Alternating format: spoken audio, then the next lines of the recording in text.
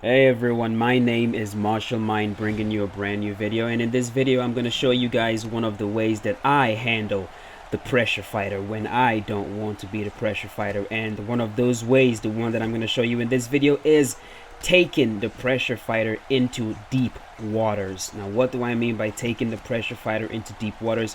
What I mean is hanging back, letting the pressure fighter wear himself out, letting him punch himself out, and get his stamina down to a level where you can control it, to a level where his strikes are manageable. Because the way EA Sports UFC works, the higher your stamina, the more damage you can do, and the lower your stamina, the less damage that you can do. So when a pressure fighter has a lot of stamina, then the game is on his side and the game is not on your side. So what you want to do is you want to get him down to a level playing field, and the way to do that is to make him waste his stamina in the first and second round by hanging back, using your head movement, blocking, sidestepping. I'm not saying become annoying and just constantly sidestep all over the place. If you do that, you're not gonna have enough stamina to turn the tides on him. But sidestep only when you absolutely have to. Use movement, use your blocks, use your parry, sways like I'm doing right there,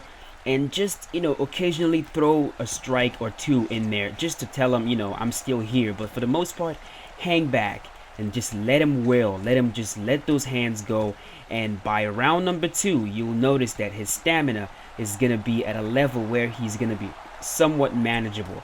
Now with the way EA Sports UFC is, it's not exactly accurate to real life. I still believe that a fighter that throws a lot of strikes should have much lower stamina than what they usually have in round number 2.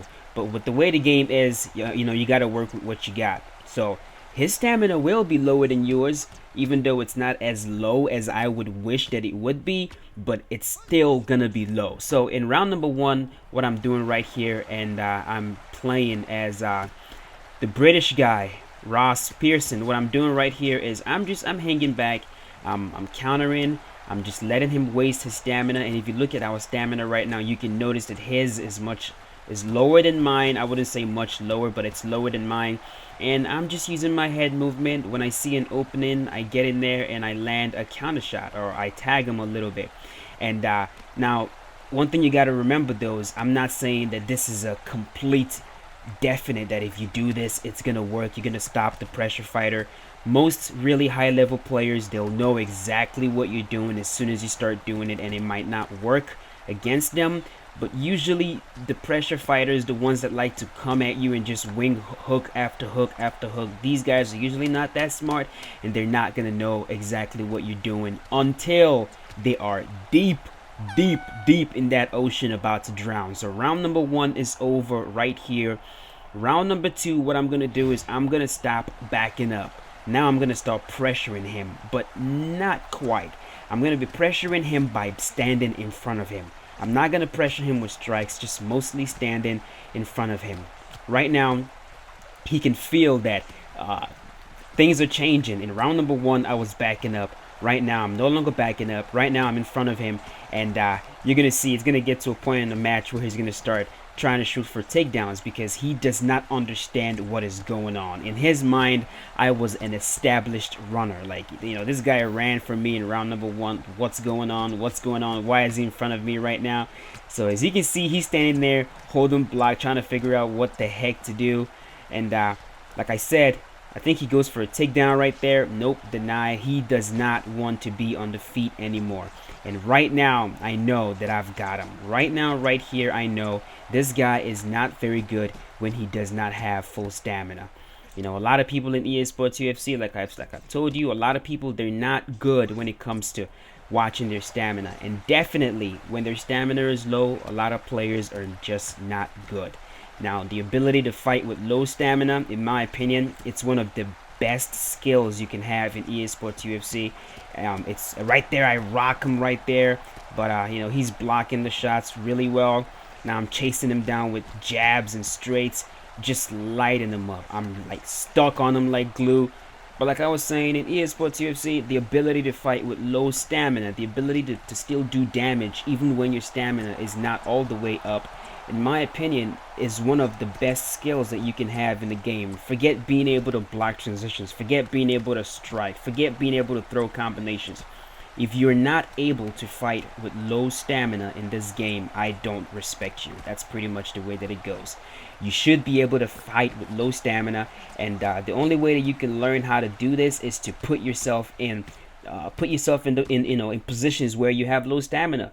Drag your opponents into deep waters and try to drown them. And the way you do this is, like I've said in the first round of the fight, hang back, let him waste his stamina, and as the fight progresses, start to pressure him. Just do it like real fighters do it.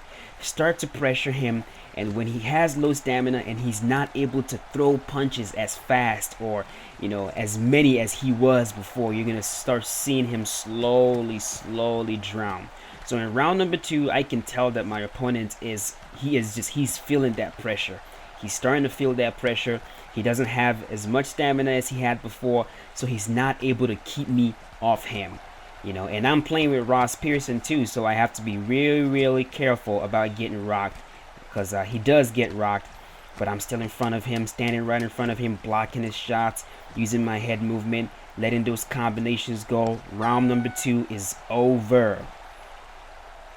So now round number 2 is over. In round number 3, I am going to unload everything that I've got on this guy. I am going to give it to him in full force. I'm going to literally get his head. I'm going to stick his head on the water, and I'm going to hold his head down on the water until he drowns. I am just lighting him up right now, just chasing him down. I'm no longer just pressuring him with my movement. I'm actually throwing combinations now.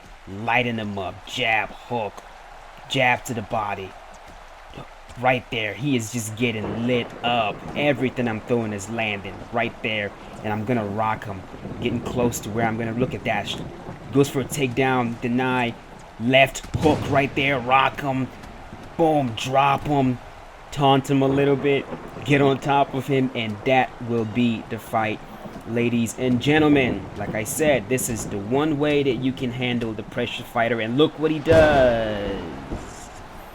He quits out the match for whatever reason. I don't know why people do this, but that is fine. We got the win. This is the one way that you can handle pressure fighters. Drag them into deep waters, okay?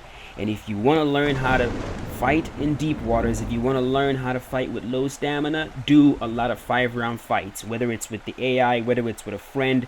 Fight with low stamina and get used to it. And when you get used to it, hop on ranked and drown these people. I hope you guys enjoyed this video. Leave a like if you did, and until next time, be safe, guys.